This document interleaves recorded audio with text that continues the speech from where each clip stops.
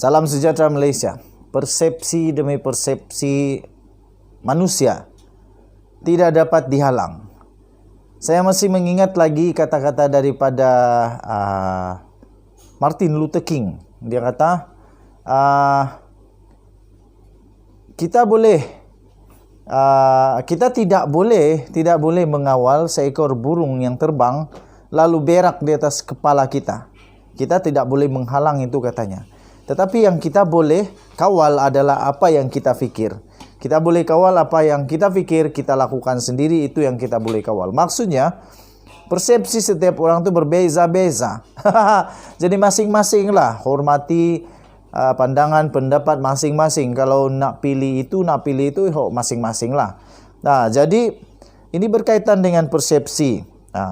Berkaitan dengan persepsi yang telah dinyatakan oleh Perdana Menteri sementara sekarang, yaitu Datuk Seri Ismail Sabri Yaakob, yang pasti akan mengejutkan Zahid Hamidi. Wow, ini mengejutkan Zahid Hamidi.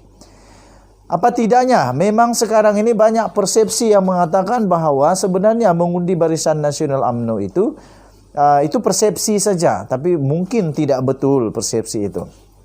Banyak persepsi mengatakan dengan mengundi Barisan Nasional sebenarnya menyokong, sebenarnya sedang memberikan peluang kepada Zahid Hamidi untuk jadi Perdana Menteri. Tapi itu persepsi belum tentu betul. Inilah yang dinyatakan oleh Datuk Seri Ismail Sabri Yaakob. Dia memberi pencerahan bahawa undi Barisan Nasional untuk Zahid jadi PM cuma persepsi pembangkang, kata Ismail Sabri. Tapi kamu boleh berikan kamu punya pendapat, betulkah persepsi ini ataupun ini hanya satu persepsi daripada pembangkang, ataupun memang betul satu hari nanti kalau tiba-tiba Barisan Nasional menang, tiba-tiba kesiannya yang kena game adalah Ismail Sabri dan dia tidak jadi Perdana Menteri tapi Zahid Hamidi. Itu persepsi-persepsi masing-masing. Saya tidak tahu mana satu yang betul, tapi pada pendapat saya apa yang dikatakan oleh Ismail Sabri itu betul pada dia kata. Jadi saya percaya sajalah kalau saya. Dakwaan satu undi kepada Barisan Nasional BN bersamaan satu undi untuk pengerusi Barisan Nasional, yaitu Datuk Seri Dr. Ahmad Zahid Hamidi menjadi Perdana Menteri adalah hanyalah persepsi yang dimainkan oleh pihak pembangkang dalam tempoh berkempen pilihan raya umum ke-15 PRU15, kata Perdana Menteri Datuk Seri Ismail Sabri Yaakob. Beliau yang juga adalah Naib Presiden UMNO menegaskan sehingga kini tiada sebarang perubahan melibatkan calon Perdana Menteri daripada BN selepas PRU15. Saya betul-betul harap ini manifesto betul-betul jadi betul. Poster boy mereka adalah Datuk Seri Ismail Sabri Yaakob, jadikan betul-betul dia jadi Perdana Menteri. Kalau tidak, anda tahu lagi apa mau cakap lagi lah. Katanya, kata Datuk Seri Ismail Sabri Yaakob, saya pun dengar perkara ini. Tetapi semalam saya ada perbetulkan persepsi itu. Katanya pihak pembangkang hanya nak wujudkan persepsi, sedangkan saya sudah cakap Majlis Tertinggi UMNO, MT UMNO dan Perhimpunan Agung UMNO, PAU sudah putuskan selagi perkara itu tidak reverse dalam mesyuarat. Keputusan itu kalau nak ubah mesti dalam MT, mesti diubah dalam pilihan PAU, Persidangan Agung UMNO katanya. Beliau berkata demikian dalam satu sidang media selepas program Kenduri Rakyat bersama Komuniti Bandar Kemayan di Beberapa pada hari ini. Ketika ditanya mengenai dakwaan itu yang dijadikan modal pembangkang di media sosial yang tular sejak kebelakangan ini, Ahmad Zahid sebelum ini dilaporkan berkata Ismail Sabri akan kekal dinamakan sebagai poster boy BN pada PRU15 dan adalah calon Perdana Menteri. Dengan pendirian gabungan berkenaan berhubung perkara itu tidak berubah sekiranya BN menang pilihan raya. Wow, harap-harap betul perkara ini. Jadi kita semua sendirilah membuat pertimbangan. Kalau kamu percaya, pergilah undi. Kalau tidak percaya, diam-diam sajalah, undi yang lain, tidak masalah. Inilah negara demokrasi kita. Denyut nadi suara rakyat bergema di channel ini. Kita jumpa lagi. Bye-bye. Salam sejahtera Malaysia. Wow, ini berita mengejutkan seluruh Malaysia. Rupa-rupanya memang sah bahawa pilihan raya mungkin boleh ditangguhkan atau dibatalkan. Maksudnya dibatalkan bukanlah batal terus, tapi ditangguhkan kepada satu tarikh yang lain. Disahkan oleh Perdana Menteri.